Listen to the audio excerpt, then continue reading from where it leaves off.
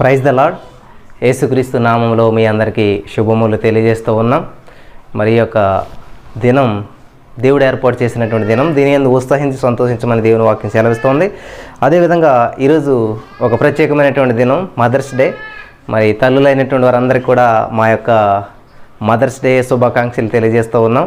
ప్రతి వారికి కూడాను దేవుని వాక్యం సెలవిస్తూ ఉంది, ఒకని తల్లి వారిని ఆదరించినట్టు నేను ఆదరిస్తానని చెప్పి దేవుని వాక్యం సెలవిస్తూ ఉంది. స్త్రీ తన గర్భమును పుట్టిన బిడ్డను వారైనా మర్చుదరేమో కానీ నేను మరొనని దేవుని వాక్యం సెలవిస్తూ ఉంది. మరి ప్రపంచంలో మనకి ఏ సమస్య వచ్చినా కూడా తట్టుకోలేదు మన తల్లి. కానీ ఒక సందర్భంలో మాత్రం మనం ఏడుస్తున్నప్పుడు నవ్వుతుంది. ఒకే ఒక సందర్భంలో ఏంటంటే మనం పుట్టినప్పుడు ఏడుస్తాం కదా, అప్పుడు మాత్రమే తల్లి నవ్వుతుంది. ఇంకా ఏ సందర్భంలో కూడా మనకి ఎంత చిన్న బాధ వచ్చినా కూడా తల్లి చాలా దుఃఖిస్తుంది, బాధపడుతూ ఉంటుంటుంది. అలాగే మనం ప్రతి సందర్భంలో మన యొక్క తల్లిని మనం జ్ఞాపకం చేసుకుంటూ ఉంటుంటాం. ఫర్ ఎగ్జాంపుల్ ఏదైనా దెబ్బ తగిలింది అనుకోండి, అమ్మ అంటుంటాం. ఏదైనా గాయమై ఏదైనా ఏం జరిగినా కూడా అమ్మ అంటుంటాం. అలాగే కొంతమంది తుమ్మినప్పుడు అచ్చు అమ్మ అంటుంటారు. ఈ విధంగా మన తల్లిని మనం జ్ఞాపకం చేసుకుంటూ ఉంటుంటాం. దేవుడు మరి జీవం గల ప్రతివానికి తల్లి అని చెప్పి అవ్వమ్మ గారికి మరి హవ్వ అని పేరు పెట్టాడు. ఈ విధంగా మదర్స్ డే సందర్భంగా మీ అందరికీ శుభాకాంక్షలు తెలియజేస్తూ ఉన్నాం. దేవుడు మిమ్మల్ని మరి అద్భుత రీతిలో వాడుకొని దీవించి ఆశీర్వదించి బలపరచునుగాక. హల్లెలూయా. ఈరోజు మనం విజ్ఞాపన అనేటువంటి అంశాన్ని ప్రతి ఆదివారం జ్ఞానం చేసుకుంటూ వస్తూ ఉన్నాం. మరి ఈ రోజున చాలా ప్రాముఖ్యమైనటువంటి విషయాన్ని మీ ముందుకు తీసుకురావాలని చెప్పి నేను ఆశపడుచు ఉన్నాను. ఏంటంటే నెహెమ్యా గారు చేసినటువంటి విజ్ఞాపన ప్రార్థన గురించి మీకు తెలియజేయాలనుకుంటున్నాను. మనం గతంలో అబ్రహాము గారు విజ్ఞాపన ఎలా చేశారు, దావీదు గారు విజ్ఞాపన ఎలా చేశారు, మరి అలాగే తర్వాత చివరిగా మనం మోషే గారు ఎటువంటి విజ్ఞాపన చేశారు, ఈ విషయాలన్నీ మీకు మరి వాక్యం ద్వారా మీకు తెలియజేస్తూ వచ్చి ఉన్నాను. ఈరోజు నేను నెహెమ్యా గారు చేసినటువంటి విజ్ఞాపన గురించి మీకు తెలియజేస్తాను. మన మూలవచనం ఏంటంటే ఈరోజు నెహెమ్యా గ్రంథం 1వ అధ్యాయం 4వ వచనం మనం చూసినట్లయితే ఇక్కడ దేవుని వాక్యం సెలవిస్తూ ఉందంటే, ఈ మాటలు వినినప్పుడు నేను కూర్చుండి ఏడ్చి కొన్ని దినములు దుఃఖముతో ఉపవాసముండి ఆకాశమందలి దేవుని ఎదుట విజ్ఞాపన చేసి తిని. హల్లెలూయా. దేవునికి స్తోత్రం. ప్రార్థన చేసుకుని ముందుకెళ్దాం. స్తోత్రం దేవసారు ఉన్నత సర్వాధికారి, నీ ఘనమైన అత్యున్నతమైన నామానికి లెక్కలేని స్తుతులు స్తోత్రాలు చెల్లిస్తున్నాను. ఈ సమయమందు నీ వాక్యాన్ని ధ్యానిస్తూ ఉండగా మాతో మాట్లాడే ప్రతి వారికి వినగల చెవి గ్రహించగలరు అనుగ్రహించమని పరిశుద్ధాత్మ దేవుడు నువ్వు మాట్లాడినట్లయితే హృదయాలు కదిలించబడతాయి. అటువంటి రీతిలో మమ్మల్ని అందరూ నడిపించి బలపరచమని యేసునామమున ప్రార్థించి పొందుకున్నాం తండ్రి, ఆమేన్. ప్రియమైనటువంటి సహోదరి స్నేహితులరా, మరి చాలా తక్కువ సమయంలోనే నేను ఈ యొక్క వాక్యాన్ని మీ ముందుకు తీసుకురావాలని చెప్పి ఆశపడుతుంది. చాలా అద్భుతమైనటువంటి అంశం ఇది, దయచేసి గమనించాలి. ఇక్కడ దేవుని వాక్యం సెలవిస్తోందంటే ఈ మాటలు విని. ఏంటి ఆ మాటలు అంటే మనం మొదటికి వెళ్ళినట్లయితే హకల్య కుమారుడైన నెహెమ్యా యొక్క చర్యలు 20వ సంవత్సరంలో కిస్లేపు మాసమున నేను షూషన్ కోటలో ఉండగా నా సహోదరులలో హననీయను ఒకడును యూదులలో కొందరు వచ్చిరి. చెరపట్టబడిన శేషంలో తప్పించుకున్న యూదులను గూర్చి యెరూషలేమును గూర్చి నేను వారిని అడుగగా వారు చెరపట్టబడిన వారిలో శేషించిన వారు ఆ దేశంలో బహుగా శ్రమను నిందను పొందుచున్నారు. మరి యెరూషలేము యొక్క ప్రాకారము పడద్రోయబడినది, దాని గుమ్మములు అగ్ని చేత కాల్చబడినవని నాతో చెప్పెను. ప్రియులారా, నెహెమ్యా అనేటువంటి ఆయన చాలా భక్తిపరుడు, మరి నిష్ట కలిగినటువంటి వాడు, ఒక పంక్చువాలిటీ పర్సన్ అనమాట. ఒక సిస్టమ్ అనమాట. టైం అంటే టైం. జీసస్ ఆల్మైటీ గాడ్లో మార్నింగ్ 4:30కి ఎలాగైతే కార్యక్రమం ప్రారంభమవుతుందో అట్లాగే నెహెమ్యా గారు ఒక సిస్టమేటిక్ లైఫ్ని జీవించేటువంటి వ్యక్తి, ఒక పద్ధతి అయినటువంటి వ్యక్తిగా మనం చూస్తూ ఉన్నాం. అటువంటి వ్యక్తి బాగా చదువుకున్నాడు, మంచి ఉద్యోగం వచ్చిందనమాట. రాజుగారు కోటలో చక్కటి ఉద్యోగం వచ్చింది. ఆ ఉద్యోగం చేసుకుంటూ హ్యాపీగా ఉన్నాడు. మంచి జీవితం, మంచి జీతం, అంతా హ్యాపీ. అలా ఉన్నటువంటి సమయంలో వాళ్ళ ఫ్రెండ్స్ వచ్చారంటండి. అక్కడికి వచ్చినప్పుడు వాళ్ళని అడిగి మనం ఏం చేస్తూ ఉంటుంటాం, ఎవరన్నాను వేరే ఊరు నుంచి వచ్చినప్పుడు అమ్మ నాన్న బాగున్నారా, అక్కడ అంత పరిస్థితులు బాగున్నాయా, అందరూ ఎలా ఉన్నారు ఏంటని క్షేమ సమాచారం తెలుసుకుంటాం. అలాగే నెహెమ్యా గారు ఏం చేస్తున్నారంటే, ఇది యాక్చువల్గా ఎజ్రా గారు రాశారు. ప్రియులారా, మీరు గమనించినట్లయితే మరి ఈ గ్రంథాన్ని మరి నెహెమ్యా గారి దగ్గర నుంచి కొన్ని విషయాలు తెలుసుకుని ఎజ్రా గారు రాశారని చెప్తూ ఉంటుంటారు. ఏదేమైనప్పటికీ మనం ఇక్కడ గమనించదగ్గ విషయం ఏంటంటే మనం తెలుసుకోవాల్సినటువంటి విషయం ఏంటంటే నెహెమ్యా గారు మంచి జాబ్ చేసుకుంటా ఉన్నప్పుడు ఆ కోటలో మరి ఉన్నప్పుడు ఫ్రెండ్స్ వచ్చారు. ఫ్రెండ్స్ని కూర్చోబెట్టి అమ్మ నాన్న అంతా బాగున్నారు కదా, పరిస్థితులన్నీ బాగానే ఉన్నాయి కదా, ఇంకేంటి విశేషాలు ఏంటి అని అడుగుతూ ఉన్నటువంటి సందర్భంలో ఇక్కడ మాట్లాడుతూ ఎలా ఉన్నారు ఏంటంటే వాళ్ళు చెప్తూ ఉన్నారనమాట. ఏమని? అక్కడ పరిస్థితులు ఏం బాగోలేదు, మరి ఆ యొక్క యెరూషలేమును గూర్చి నేను వారిని అడుగగా, యెరూషలేమును గూర్చి అడుగుతూ ఉన్నాడు, దేవుని పట్టణం గురించి అడుగుతూ, వారు చెరపట్టబడినటువంటి వారిలో శేషించిన వారు ఆ దేశంలో బహుగా శ్రమను నిందను పొందుచున్నారు. మరియు యెరూషలేము యొక్క ప్రాకారం పడద్రోయబడిన దాని గుమ్మములు అగ్ని చేత కాల్చబడినవి అని నాతో చెప్పాను. ఈ రోజున మన ప్రపంచంలో భయంకరమైన సమస్యలు ఉన్నాయి. కరోనా వైరస్ వల్ల చాలామంది ఆహారం లేక చనిపోతూ ఉన్నారు. చాలామంది మరి దిక్కుతోచినటువంటి స్థితిలో ఉన్న నిరాశ్రులు అయిపోయారు, తిండి లేనటువంటి పరిస్థితిలో ఉన్నారు, పని లేనటువంటి పరిస్థితి, ఎన్నో ఇబ్బందులు పడుతున్నటువంటి ఈ సిచ్యువేషన్లో మనం అవి పట్టించుకునేటువంటి సమయం లేదు, వాటి గురించి ప్రార్థించేటువంటి సమయం లేదు. కానీ వేరే వేరే విషయాల్లో మనం సమయాన్ని గడుపుతూ ఉన్నాం. ఈ రోజున దేవునికి ప్రార్థన చేద్దాం, దేవుని మొక్కుదామని. కానీ ఈ విషయం ఎప్పుడైతే తెలిసిందో ఎవరికి? నెహెమ్యా గారికి. ఆయన అంటా ఉన్నాడు అనమాట. ఆయన చూడండి, ఆ విషయం తెలిసిందే, ప్రాకారం పాడైపోయింది, అగ్ని చేత కాల్చబడ్డాయి గుమ్మాలు, అక్కడంతా శ్రమలు అనుభవిస్తున్నారా, అయ్యో నేను ఎంతో హ్యాపీగా ఉన్నాను ఇక్కడే, నా జీవితం బాగుంది, నా జీతం బాగుందని అనుకోవట్లేదు ఆయన. ఆ విషయం తెలిసిన వెంటనే ఓహో మరి అంతా అట్లా ఉంటుందిలే, చదువుకోనట్టు పరిస్థితి అలాగా ఉంటుంది. అప్పుడు చెప్తే విన్నారా, చదువుకుంటారా బాబు అంటే చదువుకోలేదు. అప్పుడు చెప్తే ఉన్నారా, కష్టపడి పని చేయండి బాబు అంటే వినలేదు. కాబట్టి అప్పుడు కష్టపడలేదు, పని చేయలేదు, కాబట్టి అప్పుడు చదువుకోలేదు, కాబట్టి ఇటువంటి పరిస్థితులు వచ్చినాయి అని చెప్పి మనమైతే అంటుంటాం. కానీ నెహెమ్యా గారు ఏమంటున్నారు చూడండి, ఈ మాటలు వినినప్పుడు నేను కూర్చుండి ఏడ్చి కొన్ని దినములు దుఃఖముతో ఉపవాసం ఉండి ఆకాశమందల దేవుని ఎదుట విజ్ఞాపన చేసి తిని. హల్లెలూయా, దేవునికి స్తోత్రం. విజ్ఞాపన.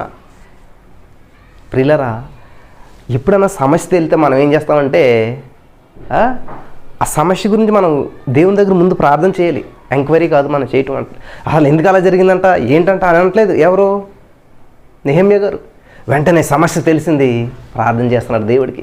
సమస్య వాళ్ళ దగ్గర తెలుసుకున్నాడు, సమస్య ఏంటో తెలిసింది, వెంటనే దేవా అని విజ్ఞాపన చేస్తున్నాడు. ఈరోజున ప్రపంచం అంతా సమస్యలే, ప్రతి మనిషిలో సమస్యలే, ప్రతి ఇంట్లో సమస్యలే, ప్రతి చుట్టుపక్కల సమస్యలే.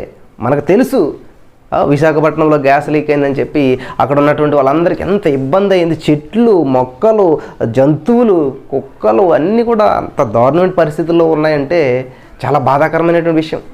మనకి ఇటువంటి విషయాలన్నీ తెలిసినా కానీ చూస్తా అయ్యో అంటాం, మన పని మనం చూసుకుంటూ ఉంటుంటాం. కానీ నెహెమ్యా గారు అట్లా చేయలేదండి. ఓ సూపర్ జీవితం, మంచి లైఫ్ ఉంది, నాకు కోటలో ఉన్నాను, సూపర్గా ఉన్నాను, నాకేంటి మంచి హ్యాపీయెస్ట్ లైఫ్, మంచి జీవితం, మంచి జీవితం నాకేమి అనుకోవట్లేదు ఆయన. ఈ విషయాలన్నీ ఎప్పుడైతే తెలిసినాయో ఒక భారం వచ్చింది, ఒక బాధ్యత వచ్చింది. దేవునికి స్తోత్రం కలిగిన గాక. హల్లెలూయా. ప్రియమైనటువంటి సహోదరి స్నేహితులారా, ఇక్కడ చూడండి ఆయన ఏం చేస్తూ ఉన్నాడంట, ఈ మాటలు వినినప్పుడు నేను కూర్చుండి ఏడ్చి కొన్ని దినముల దుఃఖముతో ఉపవాసం ఉండి ఆకాశమందర దేవుని ఎదురు విజ్ఞాపన చేసి తిని. ఎవరి దగ్గర విజ్ఞాపన చేశాడంటండి? ఎవరికి ప్రార్థన చేశాడంటే ఆకాశమందల దేవునికి విజ్ఞాపన చేశాడు. కాబట్టి ఈరోజున మనం ఎవరికి విజ్ఞాపన చేస్తూ ఉన్నాం, ఎవరికి మనం మొరపెడతా ఉన్నాం. మన గ్రామంలో సమస్య వచ్చింది అనుకోండి, వెంటనే ఏం చేస్తామంటే ముందు సర్పంచ్ గారు ఎవరు, ప్రెసిడెంట్ గారు ఎవరు, లేకపోతే ఇట్లాగా ఎమ్మెల్యే గారు ఎవరు అని చెప్పి మనం నానా విధాలుగా ప్రయత్నించి ఎలాగైనా సమస్యను పరిష్కరించాలనుకుంటూ ఉంటాం. నిజమే. కాబట్టి మనకి ఈరోజు సమస్య వచ్చిందంటే అది ఏ సమస్య అయినా, ఎటువంటి సమస్య అయినా మొట్టమొదట ఏం చేయాలంటే, సమస్య వస్తే మనం ఇటు చూడకూడదు అంటండి. ముందు మోకాళ్ళు నేలను చూడాలి, ముఖం దేవుని చూడాలి. హల్లెలూయా. దేవునికి స్తోత్రం. సమస్య వచ్చినప్పుడు ఏం చేయాలంటే, ఎంత మనిషి కాస్త ఎంత మనిషి అయిపోవాలి. మోకాళ్ళు ఎటువంటి తగ్గించుకోవడం అనమాట. తనను తాను తగ్గించుకున్న వాళ్ళు హెచ్చించబడతారు. కాబట్టి అతను ఏం చేశాడు, సమస్యని తెలిసిన వెంటనే తింటాం మానేశాడు, సమస్యని తెలిసిన వెంటనే తనను తాను తగ్గించుకుంటా ఉన్నాడు, సమస్యని తెలిసిన వెంటనే మోకరిస్తూ ఉన్నాడు, సమస్యని తెలిసిన వెంటనే విజ్ఞాపన చేస్తున్నాడు ఆకాశం ముందు ఉన్నటువంటి దేవునికి. దేవునికి స్తోత్రం కలిగిన గాక. ఈరోజు ఏదైనా సమస్య తెలిసిన వెంటనే మనం ఏం చేస్తూ ఉన్నాం ఒక్కసారి మనం ఆలోచించేద్దాం. చాలా సమస్యలు మనకు వస్తూ ఉంటుంటాయి, చాలా సమస్యలు మనకు తెలుస్తూ ఉంటుంటాయి. అటువంటి సమస్యలు మనకు ఎదురైనప్పుడు మనం ఏం చేయగలుగుతూ ఉన్నాం? ప్రార్థనే పరిష్కారం అని తెలుసు మనకి. కానీ మనం ఏం చేస్తూ ఉంటుంటే చాలా ప్రయత్నాలు చేస్తూ ఉంటుంటాం, చాలా విధాలుగా మనం ముందుకెళ్తూ ఉంటుంటాం. ఒక సమస్య వచ్చిందంటే ఏలియా గారికి, యెజబెల్ గారు నిన్ను చంపుతాను నేను అన్న వెంటనే అదొక సమస్య. వెంటనే మరి ఆ సమస్య వచ్చిన వెంటనే ఆయన ఏం చేశాడు? ప్రియులారా, సమస్య వచ్చిన వెంటనే ఆయన ఏం చేశాడు? మోకరించి దేవునికి ప్రార్థన చేశాడు? లేదు. సమస్య వచ్చిన వెంటనే పరుగు తీస్తాడు అనమాట. పారిపోతూ ఉన్నాడు. ఏంటి పారిపోవటమే నేర్చుకున్నావా సమస్య వచ్చిందంటేని అని చెప్తాడు దేవుడు. ఎందుకు వచ్చావు ఈ గుహలోకి? ఇడ్లీ పెట్టాను కదా తినేస్తావు, భోజనం పెట్టావు కదా తినేస్తావు, మళ్ళీ వచ్చి గుహలను దాక్కున్నావు, ఏం చేస్తున్నావు, ఏం వెతుకుతున్నావు, పారిపోవటమేనా నీ పని అని చెప్పి దేవుడు అడుగుతూ ఉన్నాడు. కాబట్టి ఈరోజున సమస్య వచ్చిన వెంటనే మన మోకాళ్ళు దేవుని పాదాలను తాకాలి, మన ముఖం దేవుని ముఖం వైపు చూడాలంటాడు. దేవునికి స్తోత్రం కలిగిన గాక. హల్లెలూయా. ఇది అదే చేస్తూ ఉన్నాడు అనమాట. ఆకాశమందుల దేవునికి విజ్ఞాపన చేసి తిని ఎట్లనగా, ఆకాశమందున దేవా యెహోవా భయంకరుడు అయిన గొప్ప దేవా, నిన్ను ప్రేమించి నీ ఆజ్ఞలను అనుసరించి నడుచువారిని కటాక్షించి వారితో నిబంధన స్థిరపరచువాడా, నీ చెవి యొగ్గి నీ నేత్రములు తెరిచి నీ సన్నిధిని దేవారాత్రములు నీ దాసులైన ఇశ్రాయేలీయుల పక్షముగా నేను చేయు ప్రార్థన అంగీకరించుము. నీకు విరోధముగా పాపం చేసిన ఇశ్రాయేలీయుల కుమారుల దోషమును నేను ఒప్పుకొనుచున్నాను. నేను నా తండ్రి ఇంటి వారిని పాపం చేసి ఉన్నాను. దావీదు మహారాజు కూడా ఇదే చేశాడు. ప్రియులారా, విజ్ఞాపన చేసిన విజ్ఞాపనకర్తలందరికీ ఉండేటువంటి లక్షణాలు ఏంటంటే, మోషే గారు ఏం చేశాడు? దేవా నా ప్రజలు కాదయ్యా వాళ్ళు, నీ ప్రజలు, నీ సృష్టి, నీ బిడ్డలు. నెంబర్ 1 పాయింట్ మర్చిపోకూడదు. మనం ఎప్పుడు కూడా అందరూ అదే చేస్తున్నారు చూడండి. నెక్స్ట్ సెకండ్ పాయింట్ ఏంటి?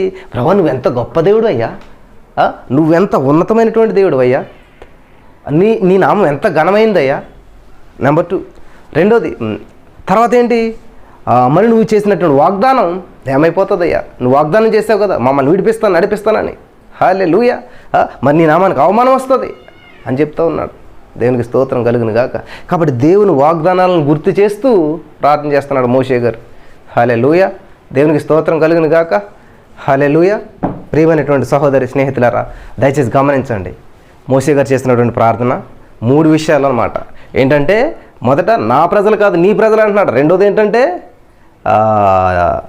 నీ నామానికి ఎంత అవమానం వస్తుంది దేవా ఎట్లా చేస్తానంటున్నాడు. మూడోది ఏంటంటే, నువ్వు వాగ్దానం చేసావు కదా ఆశీర్వదిస్తానని చెప్తున్నాడు. ఇక్కడ నెహెమ్యా గారు ఏం చెప్తున్నాడంటే, దేవా నువ్వు భయంకరుడు, నువ్వు చాలా గొప్ప దేవుడు, అసలు నీ పేరెత్తడానికి నేను సరిపోను, అసలు ఇటువంటి చాలా గొప్ప ఉన్నతమైనటువంటి స్థితిలో ఉన్నటువంటి ఆకాశమందు ఆసీనుడైనటువంటి దేవా, ఆకాశమందున్న ఆసీనుడా నీ తట్టు కొనులెత్తుచున్నాను, నేను నీ తట్టు కొనులెత్తుచున్నానని ఇంకా నెహెమ్యా గారు ప్రార్థన చేస్తున్నారు. నీ తట్టే నీ వైపే చూస్తున్నాను దేవా అని చెప్పి.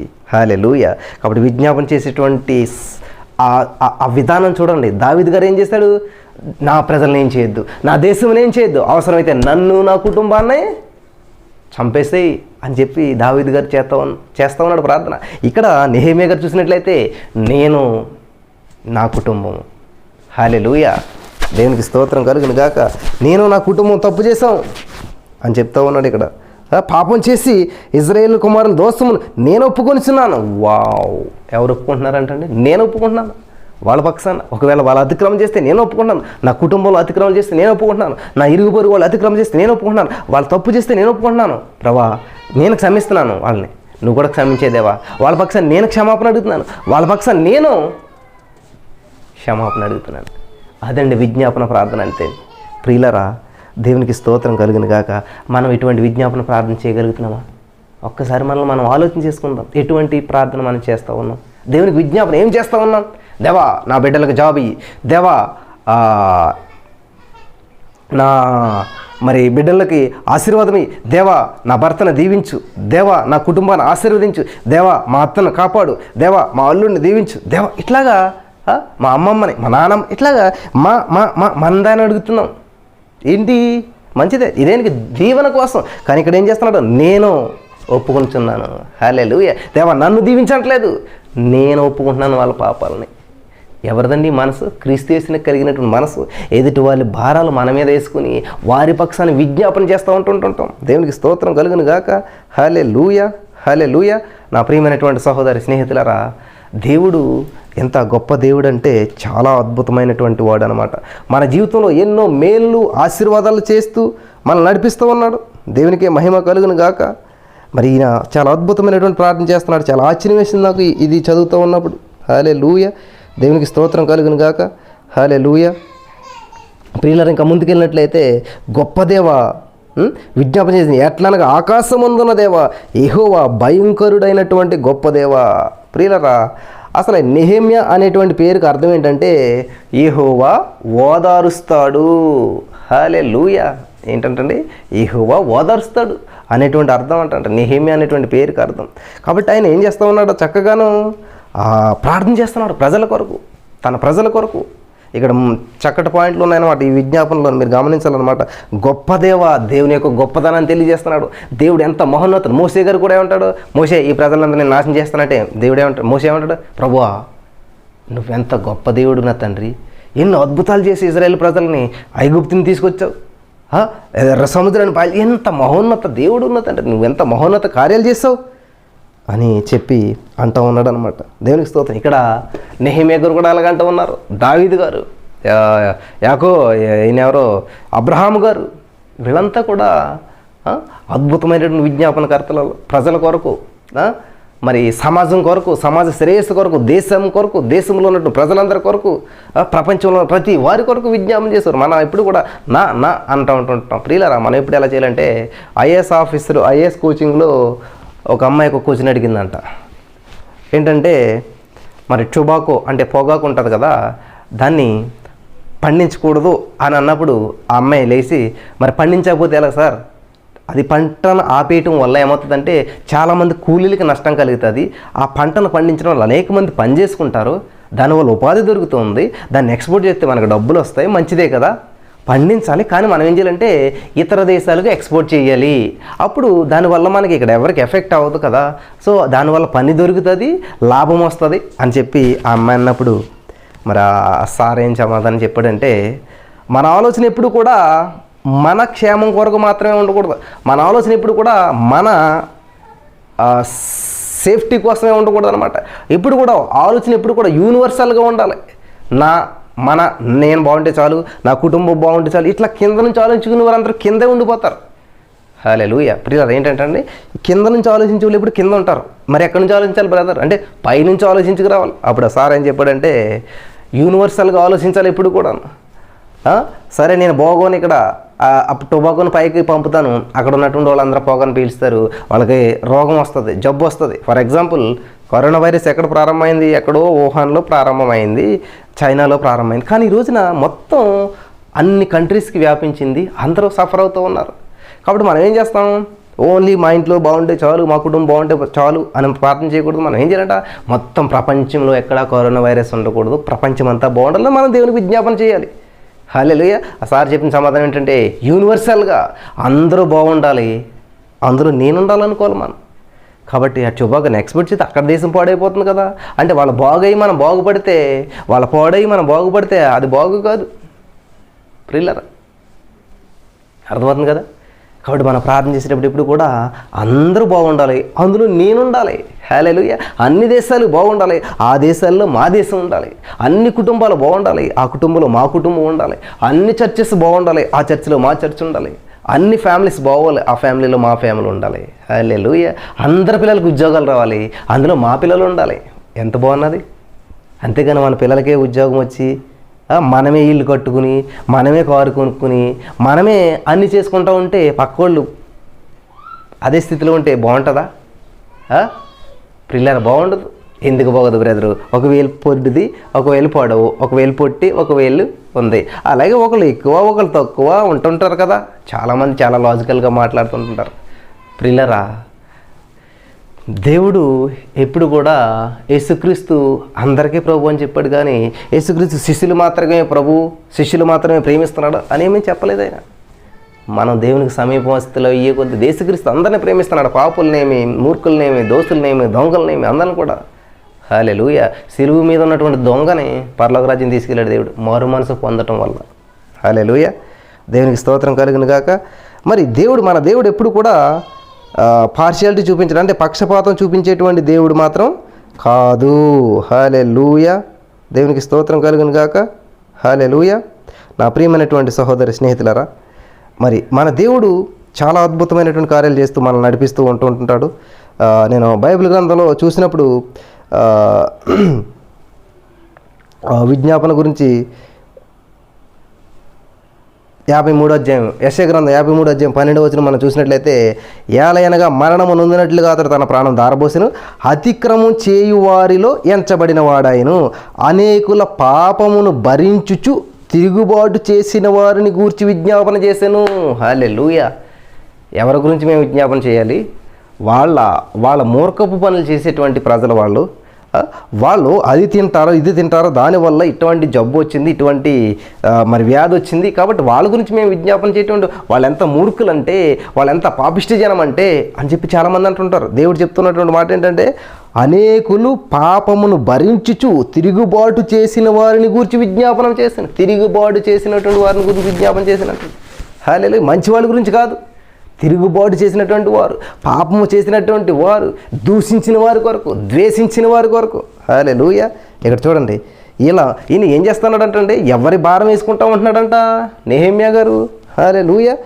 దేవునికి స్తోత్రం. కటాక్షించి నిన్ను ప్రేమించి నీ ఆజ్ఞలను అనుసరించి నడుచువారిని కటాక్షించు వారితో నిబంధనను సిద్ధపరచువాడా, నీ సెవియొగ్గి నీ నేత్రములు తెరిచి నీ సన్నిధిని దివారాత్రము నీ దాసులని ఇజ్రాయేలీల పక్షముగా నేను చేయు ప్రార్థన అంగీకరించుము. నీకు విరోధముగా పాపం చేసిన ఇజ్రాయేలీల కుమారుల దోషమును నేను ఒప్పుకొనుచున్నాను. నేనును నా తండ్రి ఇంటి వారిని పాపము చేసి ఉన్నాము. హల్లెలూయా. నీ ఎదుట బహు అసహ్యముగా ప్రవర్తించితిమి. నీ సేవకుడైన మోసే చేత నీవు నిర్ణయించినటువంటి ఆజ్ఞలనైనను కట్టడలైనను విధులనైనను మేము గైకొనకపోతిమి. నీ సేవకుడైన మోసేతో నువ్వు సెలవిచ్చిన మాటను జ్ఞాపకం తెచ్చుకును. అదేమనగా మీరు అపరాధము చేసిన ఎడల జనులలోనికి మిమ్మల్ని చెదరగొట్టేదను. అయితే మీరు నా వైపు తిరిగి నా ఆజ్ఞలను అనుసరించి నడిచిన ఎడల భూ దిగంతముల వరకు మీరు తోలివేయబడినను అక్కడ నుండి సహా మిమ్మల్ని గూర్చి నా నామము ఉంచుటకు నేను ఏర్పరచుకున్న స్థలమునకు మిమ్మను రప్పించేదను అని నువ్వు సెలవిచ్చేది కదా. వావ్, ఎంత తెలుగుగా ప్రార్థన చేస్తున్నాడు చూసారా. మోషే గారు ఏం ప్రార్థన చేశాడు? ప్రభువా నువ్వేం చెప్పావు? ఇసుకరేణుల వాళ్ళు చేస్తానన్నావు కదా, ఆశీర్వదిస్తానన్నావు కదా, మీకు స్వాచ్ఛంగా ఇస్తానని చెప్పావు కదా ఈ దేశం అంతా, మరి చంపేస్తానంటావేంటి? వావ్, దేవునికి స్తోత్రం కలిగిన గాక. హల్లెలూయా. ప్రియులారా, దేవుని ఉద్దేశం ప్రజలను చంపేయాలని కాదు, మోసే హార్ట్ ఎట్లా ఉందో తెలుసుకోవడానికి. హల్లెలూయా. దేవుడు ఇక్కడ నెహెమ్యా ఎట్లా ఉన్నాడో, నెహెమ్యా యొక్క హార్ట్ ఎట్లా ఉందో తెలుసుకోవడానికి ఒక సిచ్యువేషన్ పంపించాడు అనమాట. ఒక ఇద్దరు వ్యక్తుల ద్వారా సమాచారాన్ని పంపించాడు. ఈ సమాచారం మనల్ని ఎలా ప్రభావితం చేస్తూ ఉంది? హల్లెలూయా. దేవునికి స్తోత్రం. హల్లెలూయా. ఈ సమాచారం మనల్ని ఎలా ప్రభావితం చేస్తూ ఉంది? ఏలే గారికి సమాచారం వచ్చిందంటే నేను చంపేస్తానన్న సమాచారం, వెంటనే పరిగించుకున్నాడు. ఆయన ఇంకేమీ ఆలోచించలేదు, వెనక ముందు ఏమీ ఆలోచించలేదు. ప్రాణాపేక్ష గలవాడై ప్రాణభయంతో పరిగెట్టిపోయాడు అంటండి ఆయన. హల్లెలూయా. దేవునికి స్తోత్రం కలుగును గాక. ప్రియులారా, గమనించాలి, ఇక్కడ నెహెమ్యా గారికి వచ్చిన సమస్య, వెంటనే మోకరించాడు. హల్లెలూయా. దేవునికి స్తోత్రం. సమాచారం వచ్చిన వెంటనే, సమస్య వచ్చిన వెంటనే మనం ఏం చేస్తూ ఉన్నాం? హౌ యు ఆర్ రెస్పాండింగ్, మనం ఎలా రెస్పాండ్ అవుతున్నాం అన్నట్టు చాలా ఇంపార్టెంట్ విషయం అండి. ఎందుకంటే ఇప్పుడు గాలివాన వచ్చిందనుకోండి, భయంకరమైన తుఫాన్ వచ్చిందనుకోండి, ఆ తుఫాన్ వచ్చినప్పుడు ఈ ఇల్లు ఎలా రెస్పాండ్ అవుతుందంటే ఆ తుఫానుకి అటాచ్ అయ్యి వెళ్ళిపోతుంది అనుకోండి, కూలిపోతుంది అనమాట. అట్లా కాకుండా ఇది నిలబడే ఉన్నదనుకోండి, అది ఆ తుఫాన్ వచ్చినా కూడా దీన్ని ఏం చేయకుండా ఉన్నది. దీని రెస్పాన్స్ ఏంటంటే స్టాండర్డ్ అనమాట, స్ట్రాంగ్గా ఉంది దీని రెస్పాన్స్. ఏం చేసినా నన్ను ఏం చేయలేవు అన్నట్టు. కాబట్టి అది వచ్చింది, కదిలించాలని చూసింది, మెదిలించాలని వల్ల కాలేదు, సైడ్ అయిపోయింది అనమాట. సైడ్ అయిపోయింది. హల్లెలూయా. మీద నుంచి వెళ్ళకపోయింది, సైడ్ అయిపోయింది. కాబట్టి ఈరోజున సమస్యల వలయంలో చిక్కుకుని కొట్టుకుని పోతున్నాం మనకు వచ్చిన సమాచారం మనల్ని ఆ సమస్యల వలన తిప్పి తీసుకుని పోతుందా పైకి? ఆలోచించండి ఒకసారి. మా ఇల్లుని అలాగే ఒక 96లో భయంకరమైన గాలిని వచ్చి గిరగిర తిప్పి తీసుకుపోయింది. ఇట్లా కాదు అని చెప్పి దేవుడు మాకేం చేశాడంటే ఒక పక్కా బిల్డింగ్ ఇచ్చారనమాట. ఇప్పుడు ఎన్ని సమస్యలు వచ్చినా తిప్పి తిరిగి వెళ్ళిపోతాయి అన్నమాట. అవి దాంట్లో ఎంటర్ అవడం కానీ దాని దగ్గరికి రావడం జరగనమాట. ఒకవేళ వచ్చి అట్లా నెమ్మదిగా సైడ్ అయిపోతాయి అనమాట. హల్లెలూయా. దేవునికి స్తోత్రం. ఇక్కడ నెహెమ్యా గారికి వచ్చినటువంటి సమస్యకి ఆయన రెస్పాండ్ ఎలా ఉందంటే వెంటనే మోకరించాడు, నిలబడ్డాడు.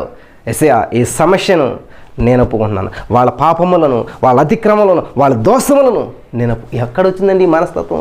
క్రీస్తు యేసుని కలిగినటువంటి మనస్సు మీరును కలిగి ఉండు.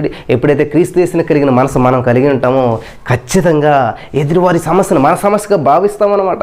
ఎదుటివారికి వచ్చిన ఇబ్బందిని మన ఇబ్బందిగా భావిస్తూ ఉంటుంటాం. ఎదుటివారి యొక్క ఆ యొక్క నలుగుడిని మన నలుగుడిగా భావిస్తూ ఉంటుంటాం. ఖచ్చితంగా ప్రార్థన చేస్తాం వాళ్ళ కొరకు. హల్లెలూయా. ఈ సమయంలో నేను ప్రార్థన చేస్తాను. మీరు ఏదన్నా సమస్యలో ఉన్నా, మీరు ఏదైనా ఇబ్బందుల్లో ఉన్నా, యేసు నామములో అవన్నీ విడుదల పొందును గాక. హల్లెలూయా. ఇప్పుడే వాటి నుంచి విడుదల పొందుదురు గాక. అది ఆర్థిక సమస్య అయినా, అనారోగ్య సమస్య అయినా, మానసిక ఒత్తిడైనా, మెంటల్ వరీస్ అని వాట్ ఎవర్ ఇట్ ఈజ్ మీరు నమ్మండి, ఖచ్చితంగా దేవుడు విడుదల ఇచ్చాడు. అటువంటి పరిస్థితుల్లో మరి ఇక్కడ నెహెమ్యా గారు ప్రార్థన చేస్తూ చూడండి, దేవుడు గొప్పతనం చెప్తూ ఉన్నాడు, దేవుడి యొక్క వాగ్దానాలు గుర్తు చేస్తూ ఉన్నాడు. నువ్వు తప్పు చేసినా కూడా, వాళ్ళు తప్పిపోయినా కూడా అక్కడి నుంచి వాళ్ళు ఎప్పుడైతే మొర పెడతారో నువ్వు మళ్ళీ వాళ్ళు మొర ఆలకించి వాళ్ళని తీసుకొచ్చి నువ్వు వాళ్ళది ఇస్తానని సెలవిచ్చావు కదా. ఎంత అద్భుతం చూడండి. వారి చేయి ప్రార్థన అంగీకరించుము, దేవునికి స్తోత్రం కలుగును గాక. హల్లెలూయా. అయితే మీరు నా వైపు తిరిగి నా ఆజ్ఞను అనుసరించి నడిచిన ఎడల భూ దిగంతముల వరకు మీరు తోలివేయబడినను అక్కడి నుండి సహా మిమ్మల్ని కూర్చి నా నామం ఉంచుటకు నేను ఏర్పరచుకున్న స్థలములకు మిమ్మల్ని రప్పించేదను అని నువ్వు సెలవిచ్చావు కదా.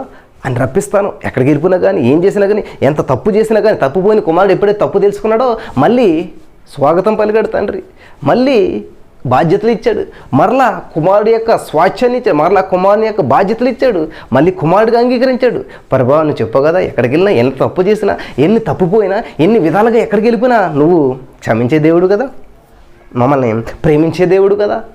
మరి వాళ్ళని ఎందుకు జ్ఞాపకం చేసుకోవట్లేదు? ఒక్కసారి వాళ్ళు తప్పిపోయారు, వాళ్ళు తప్పు చేశారు, నీ ఆజ్ఞను తిరస్కరించారు, విగ్రహారాధన చేస్తారు, చాలా భయంకరమైన పరిస్థితులు చేస్తారు.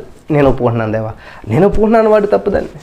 చూడండి, ఎక్కడైనా ఏదైనా యాక్సిడెంట్లు జరిగినాయి అనుకోండి, మనం ఏం చేస్తాం, మన పిల్లలు యాక్సిడెంట్ చేస్తే సారీ అండి, వాడి పక్కన నేను సారీ చెప్తున్నాను, సరే వాడు పగలు కొట్టేసాడు కదా, అది పోగొట్టేసాడు కదా, నేను రెస్పాన్సిబిలిటీ తీసుకుంటాను, నేను దానికి బాధ్యత వహిస్తాను అని చెప్పి మనం చెప్తూ ఉంటుంటాం కదా. అలాగే నెహెమ్యా గారు బాధ్యత వహిస్తూ ఉన్నాడు. 10వ వచనం, చిత్తగించు, నీవు నీ మహాప్రభావమును చూపి నీ బాహుబలము చేత విడిపించిన నీ దాసులకు నీ జనుడు వీరే, నీ ప్రజలే, నీ విడిపించిన. హల్లెలూయా. అక్కడ ఏమన్నాడు మోషే గారు, నీ ప్రజలు, నీవు రప్పించిన ప్రజలు అంటూ ఉన్నాడు. దేవునికి స్తోత్రం. యెహోవా శివయ్యకు నీ దాసుడైన నా మొర్రను నీ నామమును భయభక్తులతో గణపరచుట యందు ఆనందించుచు నీ దాసుల మొరను ఆలకించి ఈ దినమందు నీ దాసుని ఆలోచన సఫలపరిచి ఈ మనుషుడు నా యందు దయచూపునట్లు అనుగ్రహించుమని నిన్ను బతిమాలు కొనుచున్నాను అని ప్రార్థించి నేను రాజునకు గిన్నె అందించువాడనై ఉంటిని. హల్లెలూయా. ప్రార్థించాడు, నేను ఇక్కడ ఉండలేను, ఈ ఉద్యోగం నేను చేయలేను, నా జీవితం బాగుంది, నా జీతం బాగుంది, కానీ అయినా కూడా నాలో ఒక సాటిస్ఫాక్షన్ లేదు, నాలో హృదయంలో ఒక మంట, ఆ మంట చల్లారాలంటే అక్కడికి వెళ్ళిపోవాలి. నేను ఆ పాడైన గోడలన్నీ కట్టాలి, నేను పాడైన పురాలన్నీ నేను తిరిగి నిర్మించాలి, కాలిపోయిన గుమ్మాలన్నింటినీ కూడా మంచి బాగు చేయాలి. హల్లెలూయా. అటు తర్వాత అర్థహశస్త రాజు ఏలుబడి కాలమున 20వ సంవత్సరంలో నీసాన మాసమునందు రాజు ద్రాక్షారసము త్రాగవలని చూచుచుండగా నేను ద్రాక్షారసము తీసి రాజునకు అందించి తిని, అంతకు పూర్వం నేను ఎన్నడో అతని ఎదుట విచారముగా ఉండలేదు. హల్లెలూయా. యాక్టివ్ పర్సన్ ఎప్పుడు కూడా ఎంత ఎనర్జెటిక్గా ఉండేవాడు, కానీ ఆ రోజు కొంచెం డల్గా ఉన్నాడు. భోంచేయలేదా? ఉపవాసం ఉన్నాడు. అందు గురించి కాదు, అతనిలో ఒక భారం ఉంది, ఆ కళ్ళల్లో భారం తెలుస్తుంది, ఆ ముఖంలో ఒక బాధ్యత తెలుస్తుంది, అదొక ఆలోచన, ఆ విచారం, ఆ బాధ్యత అంతా ఆయనలోకి వచ్చేసింది అనమాట.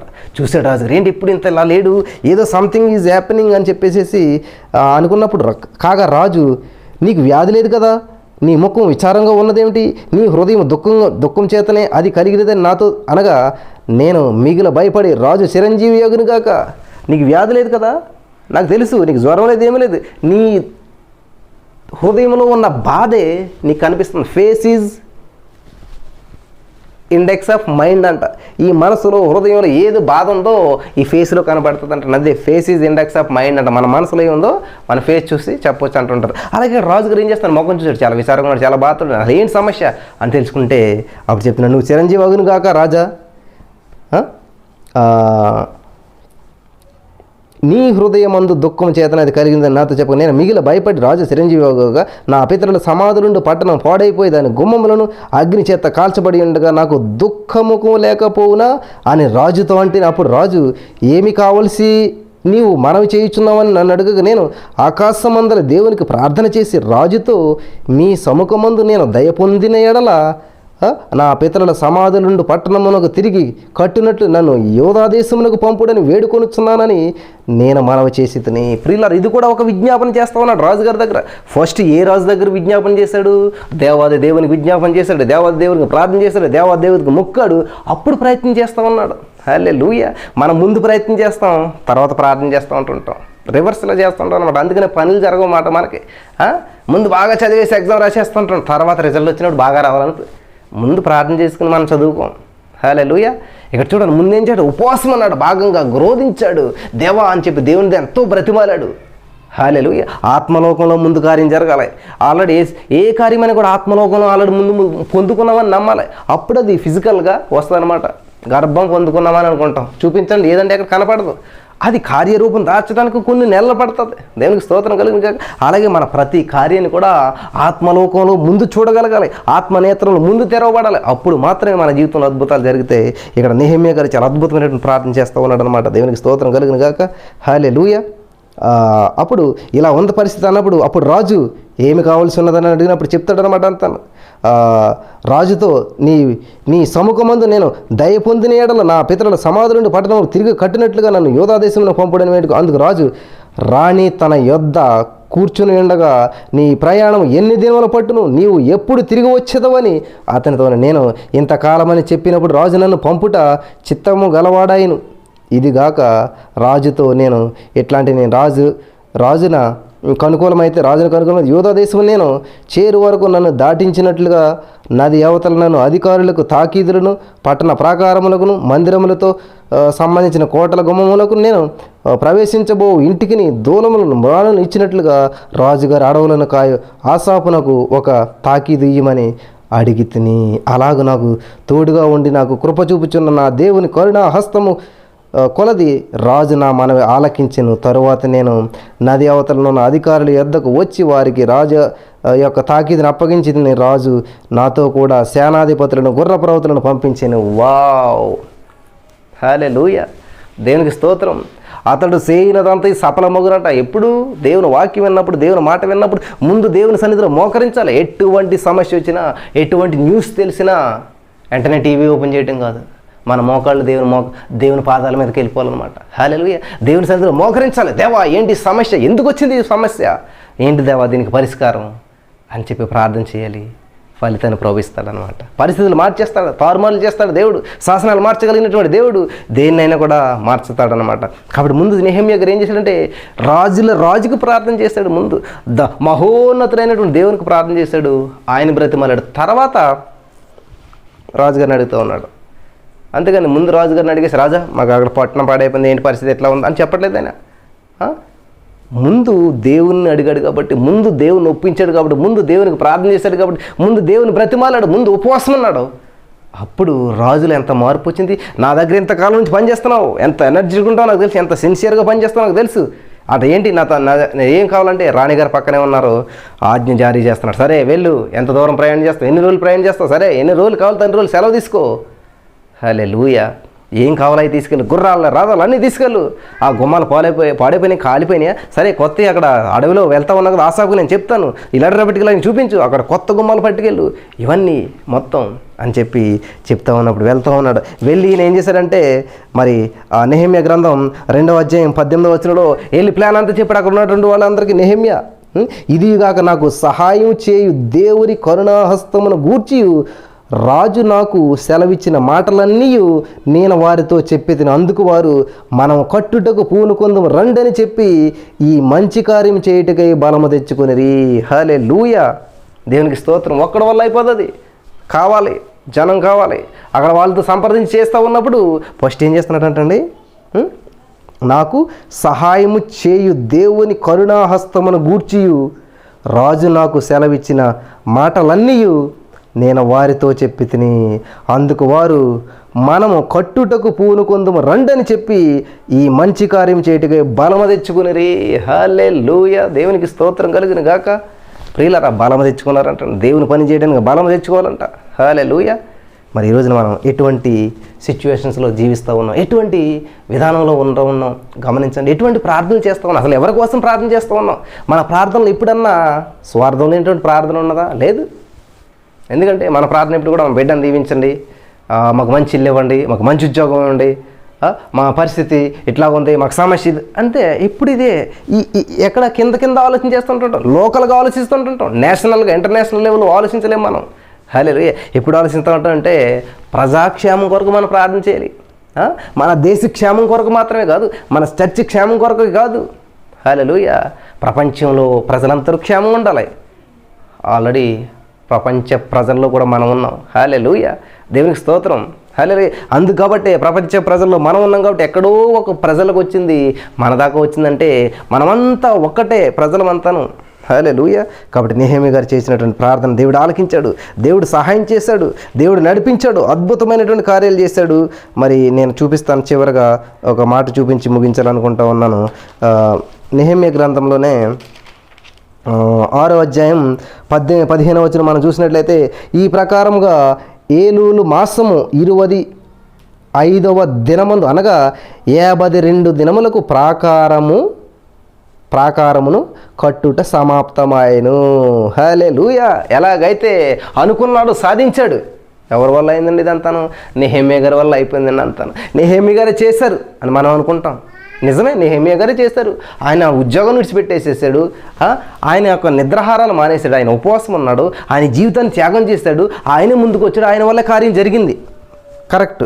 కానీ ఆయన ఏం చెప్తున్నాడు చూడండి, అయితే మా శత్రువులు ఈ సంగతి వినినప్పుడు, ప్రాకారం నిలబడిపోయింది, కట్టబడిపోయింది అని తెలిసినప్పుడు ఏం చేస్తాడంటండి, మా చుట్టూ నుండి అన్యజనులందరూ జరిగిన పని వినినప్పుడు, చూసినప్పుడు వారు బహుగా అధైర్యపడి. ఏంటి, పని జరిగితే ఎవరైనా ధైర్యపడతారు కదా, ప్రాకారం కట్టబడితే ధైర్యపడతారు కదా, కానీ అధైర్యపడుతున్నారండి. నా ప్రియమైనటువంటి సహోదరి స్నేహితులారా, నీ ప్రాకారం ఎప్పుడైతే కట్టబడుతున్నాయో, నీ ఆత్మీయ జీవితం ఎప్పుడైతే కట్టబడుతుందో సాతానుకు దడ అంట. హల్లెలూయా. దేవునికి స్తోత్రం. సండే స్కూల్లో పాట పాడుతూ ఉండేవారు,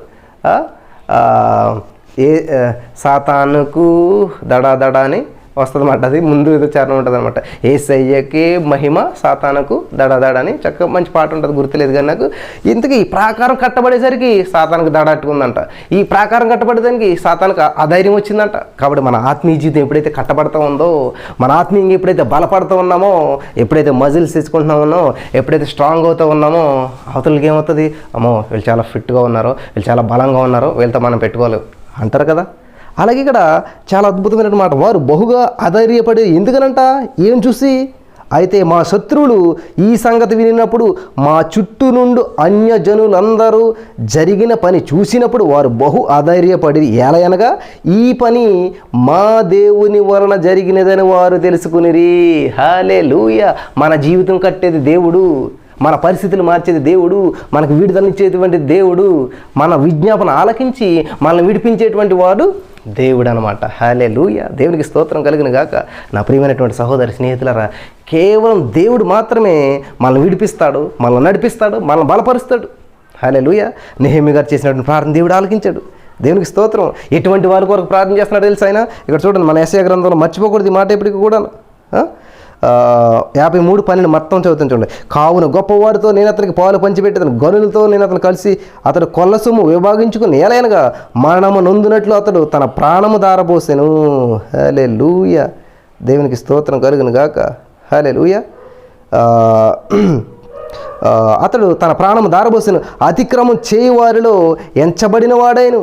దేవునికి స్తోత్రం. అనేకుల పాపములను భరించుచు తిరుగుబాటు చేసిన వారిని గురించి విజ్ఞాపన చేశాను. తిరుగుబాటు చేసిన వారి గురించి విజ్ఞాపన చేశాను. ఎక్కడ ఇలాగే నెహెమీయా గారు వాళ్ళ మంచి వాళ్ళ, దేవునికి వ్యతిరేకం చేసినటువంటి వారు, దేవుని సన్నిధిని మరి వాళ్ళు ఎంతో బాధ పెట్టారు దేవుణ్ణి. అయినా కానీ ఏం చేస్తూ ఉన్నాడు, ఈరోజు మన కుటుంబస్తులు మనం గాయపరిచారా, మన ఇరుగు పొరుగు వాళ్ళు మనల్ని ఇబ్బంది పెట్టారా, మనల్ని అవమానపరిచారా? అయితే మనం విజ్ఞాపన చేద్దాం.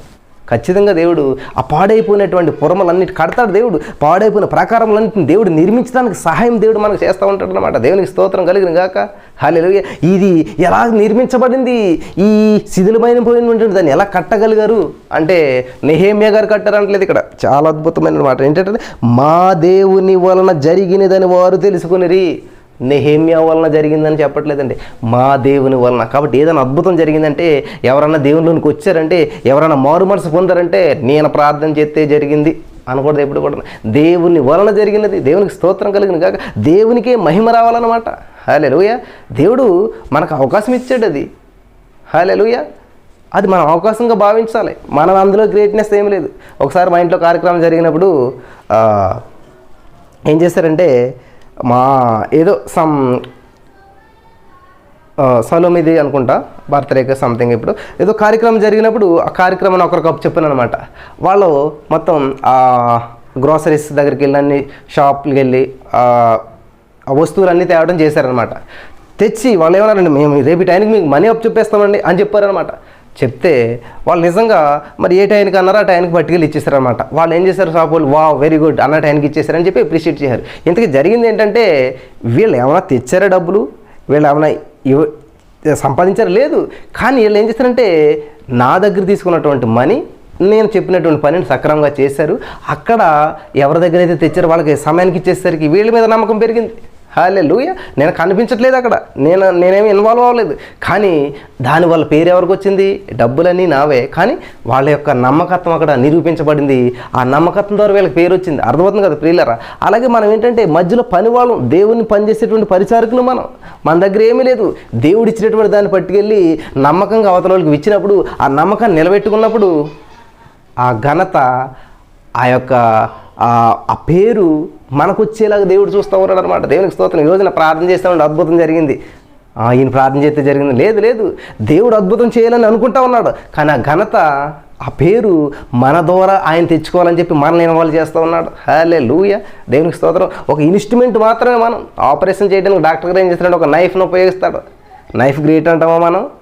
లేదు. ఆ నైఫ్ ఏమాత్రం తేడా ఉన్నా కూడా సెప్టిక్ అవుతుంది. కాబట్టి డాక్టర్ గారే గ్రేటు, కానీ ఆయన చేతిలో ఉన్న నైఫ్ లాంటి వాళ్ళు మనం. ఆ నైఫ్ మాత్రమే లోపలికి వెళ్తూ ఉంటుంటుంది. హల్లెలూయా. దేవునికి స్తోత్రం. ఆ నైఫ్ మాత్రమే ఫ్యాట్ని తీస్తూ ఉంటుంటుంది. నైఫ్ ద్వారా అన్నీ చేస్తూ ఉంటుంటాడు. కానీ చేసేది మాత్రం ఆ నైఫ్కి ఎప్పుడు విలువ అంటే ఆ డాక్టర్ చేతిలో ఉన్న నైఫ్కి మాత్రమే విలువ. ఆనియన్ కట్ చేసే నైఫ్కి డాక్టర్ చేతిలో ఉన్న నైఫ్కి చాలా తేడా ఉంటుంది అనమాట. కాబట్టి ఈరోజు మీరు ఒక ప్రత్యేకమైనటువంటి వారుగా, దేవుని అభిషేకం చేత నింపబడినటువంటి వారుగా ఉండాలి.